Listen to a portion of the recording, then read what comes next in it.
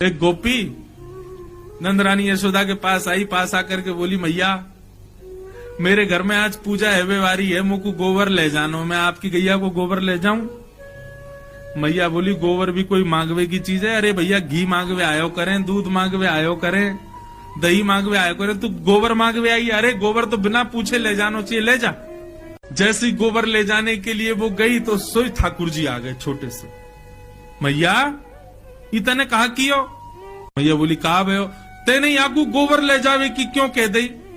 मैया बोली, अरे लाला तू भी बात बनाए करे, बता गोबर ले जावे ना ले जावे में कोई अनुमति की जरूरत है? अरे ले जा रही है, ले जानते 9 लाख गैया हमारे यहाँ, इतना गोबर है कि सुमेरु पर्वत के समान पर्वत खड़ा हो जाए गोबरन को, और तू बा गोबर के काजे रो रहा है?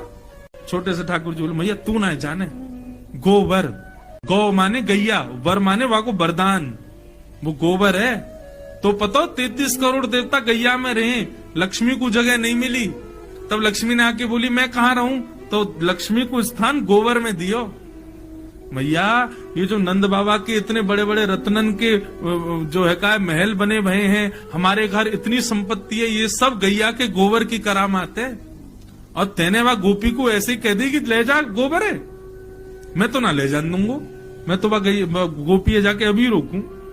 ठाकुर जी गए, गोपी के पास गए, गोपी गोबर उठा रही थी। ठाकुर जी बोली, एरी नेक डट जा। अब ये भी विचार करते रहो, ये जगन्नाथ हैं, ये पूरे विश्व को बनाने वाला व्यक्ति थोड़े से गोबर के लिए लड़ने जा रहा है।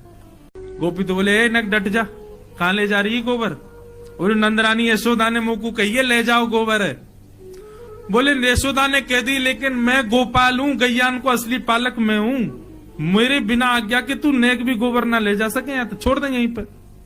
लाला ले जान दे, आज मेरे घर पूजा है। तो बोले ऐसे ना लेके जाएगी, कछु दे के जा गोबर के बदले। गोपी बोली, बता कहा लेगा?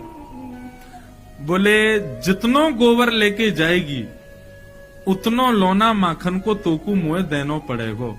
मान तेने 1 परात गोबर धरो तो 1 माखन को लोना, 2 परात के 2 माखन के लोना, ऐसी जितनो गोबर ले जाएगी उतनो देनो पड़ेगा। गोपी बोली, ठीक है लाला, ठीक है, तो लाला तू गिनती कर, मैं लेके जा रही हूं। ठाकुर जी बोले, गिनती हम पे आवे ना है, अब क्या करें?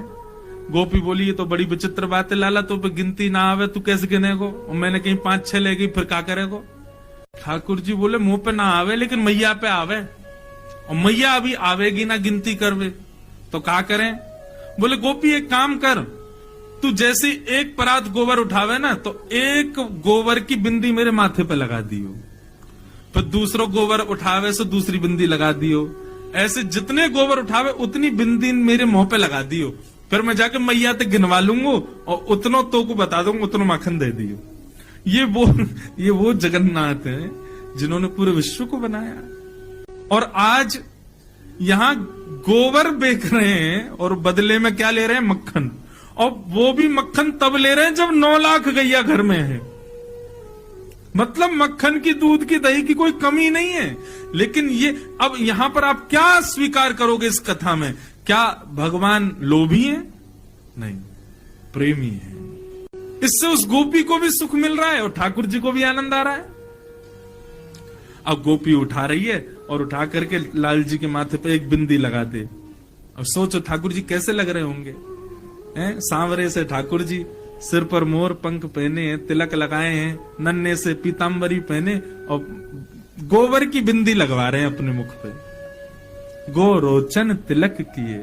और गोपी बार बार आवे, मक्खन उठावे, 1 बिंदी और लगा जा। और गोपी को इतना सुख लग रहा है, इतना आनंद आ रहा है ठाकुर जी को ऐसे गोबर की बिंदियों में देख के, और ठाकुर जी बिल्कुल सीरियस होके देख रहे हैं उसको, कहीं ज्यादा नहीं ले जाए।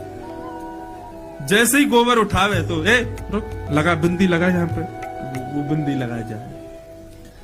अब बार बार बिंदी लगा के ठाकुर जी ऐसे मधुर मुस्कान पे आनंद है रहे हैं। गोपी को भी खूब आनंद आ रहा है। सो गोपी ने अब क्या कहा कि अब की बार गोबर उठायो, और लाला बहुत भारी है ने उठवाइयो। जैसे ठाकुर जी उठवाने गए सो गोपी ने सबरो गोबर ठाकुर जी पे डाल दिया। जैसे ही डारो पूरे ठाकुर जी गोबर में संलिप्त है गए। ठाकुर जी दौड़े चौकड़ी मार करके मैया के पास, बोले मैया देख, मैया देख, मैया देख। मैया ने जैसी देखी पूरा गोबर में लपो भयो लाल जी, अरे लाला तू को कितनो नवाओ कितनो दबाओ, या गोबर में ही जाके खेले, देख काकल लियो, चला साफ करूं। मैया ध्यान ते करियो, क्यों बिंदी लगी वही है वो नहीं मिट जाए कहीं। हाँ ऐसे करियो कि बिंदी गिनती में आ जाए, उतनो मक्खन लेके आनो गोपी ते। ये कौन है? ये प्रेमी ठाकुर जी।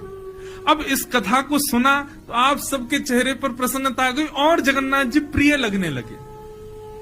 नारद जी कह रहे हैं, व्यास जी आपने सब जगह भगवान को भगवान बना दिया, लेकिन वो प्रेम भी करते हैं और हमारे प्रेमी भी बन सकते हैं। आपने कहीं नहीं लिखा, इसलिए आपका हृदय शांत है।